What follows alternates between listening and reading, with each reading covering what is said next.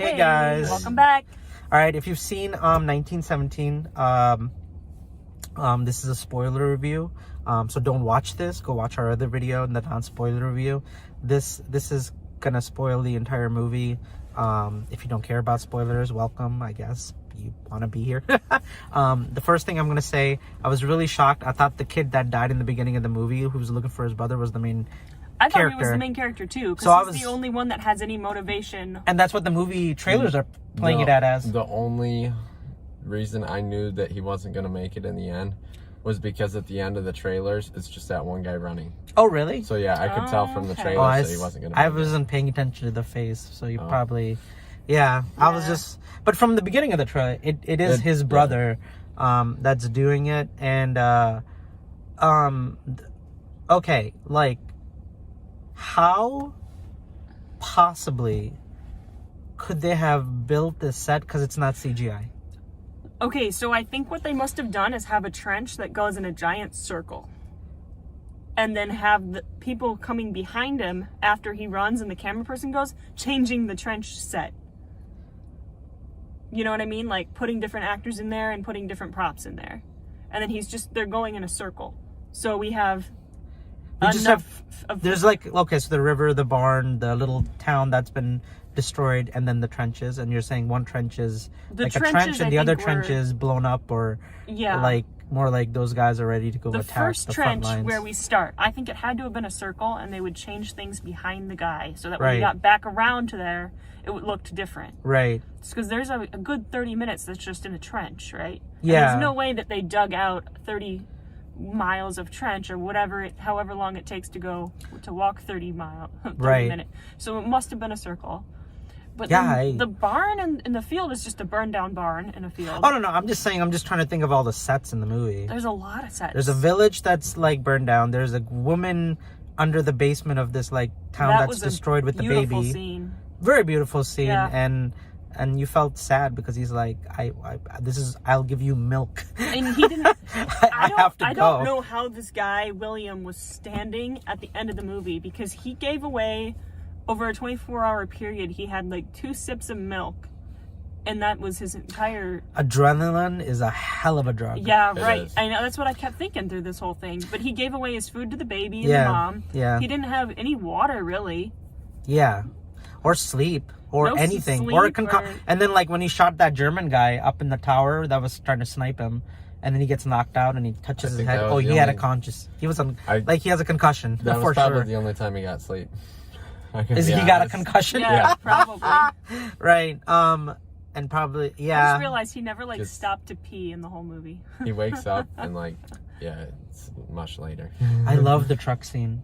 Right after his friend died. Yeah. Where they're all making fun of the soldier. Like, that is the definition of PTSD. We're like all joking and having fun, and he's just completely zoned out of it. And he's just like shell shocked. Yeah. Like he just lost one of his really good friends. Right. The sucky thing about that scene was like they were trying to help him. They were trying to help him out of the pilot, and he stabs them. I was so angry. Wait, what?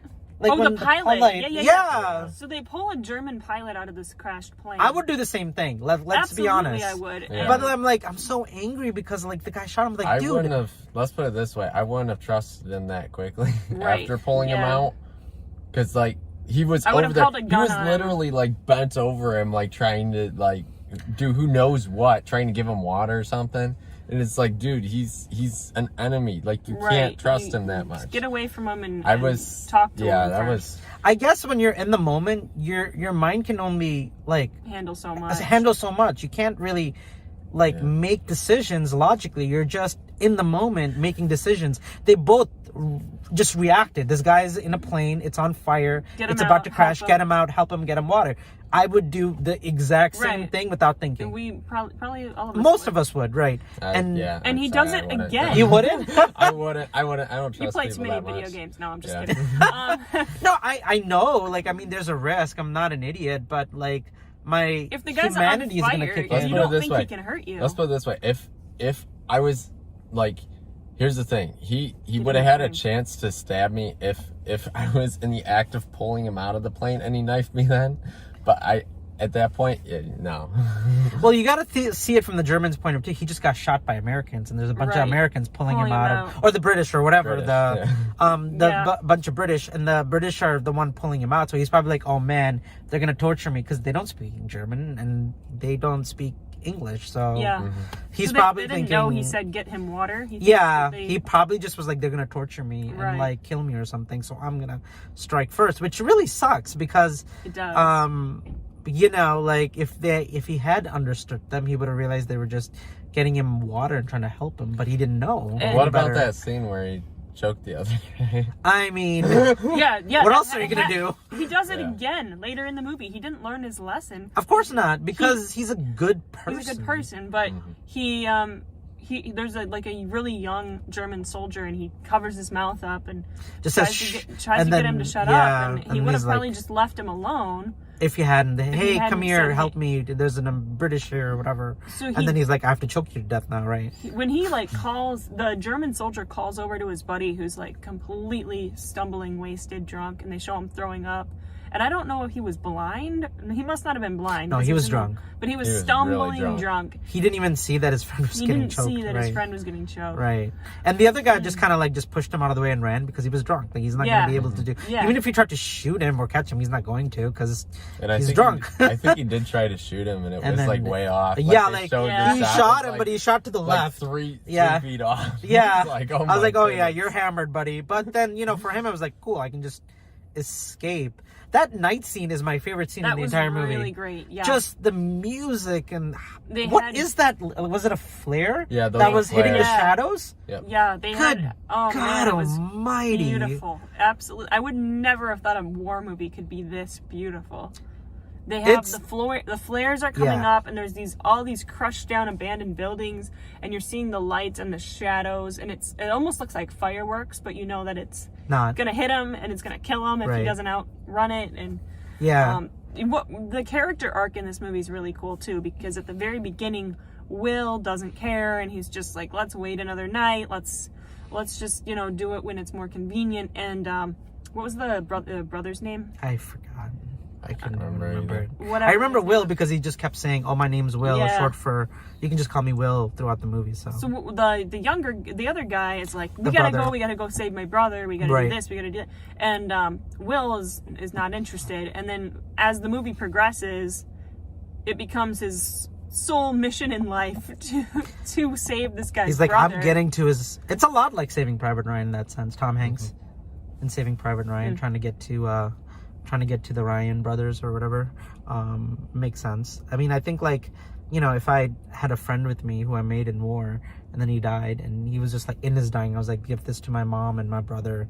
What else are you gonna do? Right. You're like, okay, I am about to put my life on the line all the way to get to his brother. It seemed like Will really didn't care much about the war. He's probably just drafted and had to be there. I mean, most of these people are drafted and just had to be there. Absolutely. But at the same time, it's very important. Like I was saying, it's hard to critique this movie in any way, shape, or form because war is ugly, war is wrong, and a lot of these men and a lot of these boys they're all 19. They're all 19. Kids. They're in a very tough situation, and gosh, I hope we never have another world war in any shape or form. Yeah. World War I and II is just so bad. And you look at even tensions today between China and Iran and everything that's happening. You're like, God, don't draft, don't go to another war. Don't I legitimately get upset knowing that we've noticed people kids who are just 18, 19 who are going to get drafted if a war does happen. It's horrible. It's you have to find a peaceful way to do things. It's so ugly and disgusting. So I think you texted me saying we're hoping that it's not going to be a ground war or it's just going to pass over. But lots of other countries actually that's part of their whole thing of is that they actually you start out in the military. Growing up there. Yep. In Germany, you have to serve in the military if you're a boy for at least a year. Oh, really? You have to. Oh, wow. I did not know that. That's very interesting. I just think that this movie does and with the tensions of the world right now and what's going on, this movie is so important to see hey, we don't want a war. you know, and like good people die. Like it's not the leaders, it's not the, you know, people making decisions that are making horrible decisions. Yeah, who was that like lieutenant guy he kept trying to get to? Like that guy who's sending all these kids into war, like Benedict Cumberbatch. Benedict Cumberbatch, Yeah. Doctor Strange. Cucumber Benadryl. Everything that guy said at the end of the movie makes complete sense. He's like, okay, fine. The orders are that I don't send my men out today, but what about the orders tomorrow? Right? Yeah. And he's like, I mean, like, I would say the same freaking thing if I just kept getting different orders. You're seeing a different side of that whole thing. You're thinking, oh, if he just gets there and delivers this paper, it's all gonna be okay. And then like Benedict Cumberbatch, it's just like, it's good right now. Little battle that he won. Yeah, that's it. But he's about to send those men to go out to die tomorrow or next week or whatever. And not to mention he already sent his first wave. Exactly. Which basically second base was in the way. Yeah, second wave was in the way. Essentially, he just lost half his forces for no reason. Right. So. It's just, oh gosh. And yeah, no, everything you said is dead. And like you feel so much because you see these boys. Like I can't stop thinking how much like I was invested in these two characters. I almost cried a couple times. Oh yeah, like I was tearing up. Yeah. Like when he had to like leave the lady and her son, and when he just stayed with his friend as he was dying slowly. He's like, am I gonna die? And he just pauses and doesn't say anything for like I think a good like 15-30 seconds, and he says yes. You know, and just it's traumatic, but it's also like you need to see something like that to realize how ugly war is, how important. And kudos to Sam Mendes and like writing this movie and directing this movie and putting so much of his like it's a love letter to his grandfather and to like all those soldiers who have ever fought in World War I and II. Like it literally feels like a very like, you know, like a very thank a soldier whenever you meet a soldier, even if you don't agree with what they do. Thank them for their service, because a lot of them have to do it because they were drafted. A lot of them didn't even want to be there, and a lot of them saved a lot of lives. And a lot of them did sign up also during World War I or II because they saw the evils, and you know, I mean, it's just they wanted to punch a Nazi. Yeah, like if somebody, you know, like you watch Hong Kong right now and what they're going through, you're like, God, I wish I could just. There's a part of you that just like wishes you could do something, you know, or like, you know, it's just the world is so nasty, and you want good to over trump evil every day, all day. Like you don't want evil to win. You don't want people to get killed. You don't want people to lose their homes and become refugees and lose their family members, and soldiers who are trying to do the right thing to the best of their ability dying. You don't want them to lose arms and not come home to their parents and to their wives and kids and all kinds of stuff, you know. And I think this is the first movie I saw where I was like, yeah, this is the reality probably for every situation that anybody ever had to watch, like their kids, their boys go off to war during Vietnam, during World War and things like that. And so I think, like, you know, what this movie shows is the importance of not forgetting history and how bad war is. I think kids today should watch this movie. I think families need to watch this movie. I think Trump and the presidency and everybody in the government needs to watch this movie. Why we should not ever have a war. We should find a solution. I mean, obviously, like, you can't do anything about Hitler and people like that, and you have to fight. But if there is a peaceful solution to anything, if there's a peaceful solution, you should always take that. Yeah, exactly. Absolutely. And everyone agrees on that. Yeah, and I think get in the frame. Oh, am I cutting? Oh no, I'm doing the George thing. I know. Hey guys, I just saw the movie. But yeah, God, I wish we could have seen this before my top 10 list. Right now, that's all I'm thinking about. Yeah, same. Because this would have. Well, you saw it in 2020. It can go on the top of your 2020 yeah, list. That's true. I'm putting Little Woman on my 2020 list because I didn't see it till this both year. This and Little. Oh well, if I did see Little Woman in 2019. So speaking of which, now I need to go watch Little Women again as a palate cleanser. Because this movie was, like, traumatizing. See, that's the weird thing. I didn't feel traumatized by it. No, it was sad, though. It was definitely not a Saving happy Private movie. Ryan, though. Traumatized. That one, yeah. If you guys haven't seen Saving Private Ryan or Schindler's List, but I think both movies are so important. That one's, I don't know if I can even handle that one. That's to be fair, both of the movies are, like, as worse or bad as this movie, so you can handle it. No, I can, but... Though it is an emotional... Private Ryan is beyond this. In so it's many true. ways. Well, D-Day was no joke. D-Day was... No, it wasn't. You know... It was crazy. But the movie does... It's not heavy like that. It's just the first 20 minutes just feel like so... insane, but the rest of the movie, even though it has intense parts, just not as intense as the first 20 minutes, in my opinion. This was like the gore in this was still pretty high. It was still quite toned down though from Saving Private Ryan. Yeah, that's true. Like literally in Saving. There were dead bodies everywhere in this movie. In Saving Private Ryan, but they never focus. They actually like. There's literally a scene with a guy he's walking around holding his arm that's detached from him. Like, I do remember that. To do with it. Or the part where the guy he gets shot and the bullet ricochets off his helmet. And he's like, "Oh, thank God!" And he takes it off, and another bullet kills him. That's an insane scene. That is.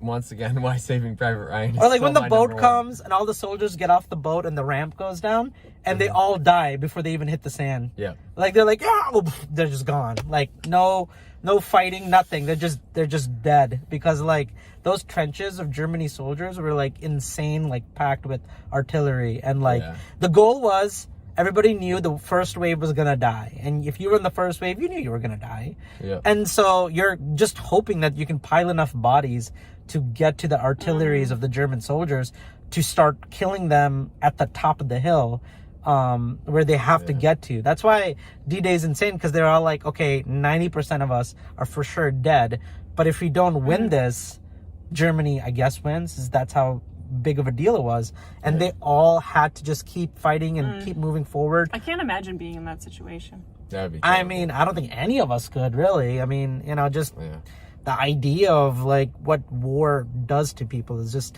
insanity, and this movie is just a great reminder that, oh my God, that scene where they're singing and he's slowly coming out of the river. That was absolutely beautiful. That was like, is he just dreaming? It felt a little bit like it. Did he knock his head a little too hard? You remember the end of the book, The Giver, where he finally finds freedom and he's walking towards... I've never read that. I don't even know what that is. So people that back at home that are watching this, if you read the end of the book, The Giver, the very end of the book, he finally finds freedom and he's walking towards... he's in the woods and he's walking and he hears singing. And as I'm watching this movie, I was like, man, it's like The Giver. Wow. That's very interesting. But in this one, it's he finds the people and it's his people, and the song was beautiful. Yeah. And, it's so funny. They're like, "Oh, you're here, mate. Like, welcome." Wait, you guys aren't supposed to be. It's like, yeah, we're the third wave or whatever they said they were. They weren't the first one. So he's like, "Get me to the general, lieutenant or whatever."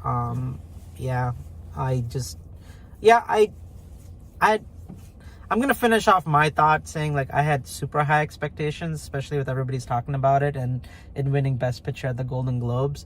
It still blew my expectations away. Well, I had very low expectations because I typically am bored out of my mind during war movies, and this one held my attention for every second. That's true. It is not a boring movie by any... Like, the first scene is like these two guys who are like, I'm looking for food. Oh, shit, my brother's gonna be in this wave and 1,600 men are gonna die. We have to get through no man's land and get the message across. And you're just like, wait, what? How great was that scene when everyone's running this way and he has to come through them in a war zone with open fire 300 yards to get to the lieutenant. Right, because everyone else is trying to get to safety and they have to walk towards death and destruction in no man's land. And and the captain is like, "You're crazy, lad, don't go up there," and he climbs up and he's like, "I'm doing it." And he, jinx. But yeah, it's not, you won't be bored. No. You'll probably might have a stroke or heart attack watching this movie. Don't take kids. Don't take anyone with PTSD. Don't take anyone with anxiety. I've been saying that a lot lately in our reviews. Don't take people with PTSD. Take them to Little Women. That's true. I think I'm pretty much sold out. This movie is going to be the Titanic of like movies at the Oscars. It's going to win like 10 awards in a row, and well sadly, deserved. I don't think many people are going to see this movie just because it is a war movie. I hate the fact that it came out, like we were talking about this. It's like, why is this coming out in 2020? And it's like, well, it came out on Christmas, but everything got pushed because the holiday movies belong to Cats and Star Wars and Frozen and Cats. That really makes me sad that Cats beat this out. I know. I was like, you could have just not put Cats here and put it here, and then have like 19. It was released where we saw Judy. There's a Maple Theater that we went to in Birmingham. It was out there for a couple of weeks actually, but I wasn't expecting much, so I didn't really care enough to go see it. It wasn't until after Christmas where all the reviews and people started talking. I'm like, wait, how good is this movie exactly? Oh, how would you rate it towards Midway? This or Midway? Midway. I would actually put this above Midway just because I mean some of the cinematography was just mind blowing. Okay. Did any other war movie we saw last year come out? Well, there was Jojo Rabbit, but that's not. Yeah. That's not it's really a war movie. It is a war movie, but it's really it's not. so fake though that it can't be. I'm trying to think. I think this and Midway are the only war movies last year. Then yeah. I still like Jojo Rabbit better than this. Well, Jojo Rabbit's a little bit more lighthearted. This movie is not. This is a true story of soldiers. Yeah, this is like almost a documentary. This is that's the word. There we go. Shannon. I was like, how do I describe the camera work and what this movie is trying to portray? And I'm like, it's just like I feel like I'm missing something. It's almost like you take the narrator out and it's just the story. Yeah. And that's it's like found footage. Like here we were at the war site and we found this film reel. Yeah. That this guy took on his GoPro as he was following That's it. Yes. Yeah. That's exactly it. It's like there was a cameraman who's just joining these soldiers on a day. Yep. And this is their day. Yep. I think that's exactly I'm trying to think what else I could say. There's no other movie like it. There really isn't. There's not. The more I think about it, the more I'm like, this is a game changer for film in general. It kind of felt like a video game. In some ways, but not really. Because, like first-person shooter, I guess you can say it's like Halo, Call of Duty, Modern Warfare. But that would be more like Hardcore Henry. Hardcore Henry was I've never played that one. No, that's not a video game. That was a movie. Oh, okay. In first person. Okay. The whole thing was in first person. Okay, no so dialogue from that person.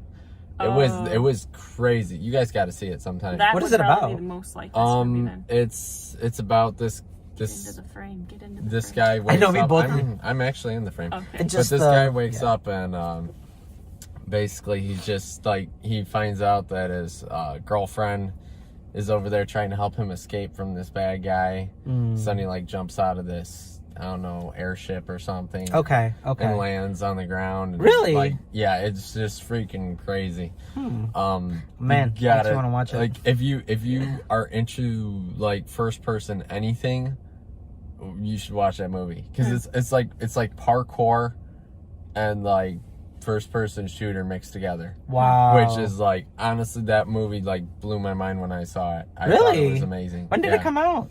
Oh gosh, it came out like probably 3 Really? years ago. The lead actor in this movie, of course, he did his own stunts. Like there were some impressive parkour rolls that he did. The bridge scene was pretty impressive. Into the canyon, and he like rolled down into the trenches right. after he hit a guy. Or when the bombs are going off and he's running through the soldiers running, like the soldiers are running this way. He's running this way. And he keeps getting knocked over, and every time he rolls and he gets right back up on his feet. Yeah. That's a specific roll. Adrenaline is a hell of a drug. That's the first roll that you learn when you learn parkour. I actually worked at a gymnastics studio, and we had parkour classes going all the time.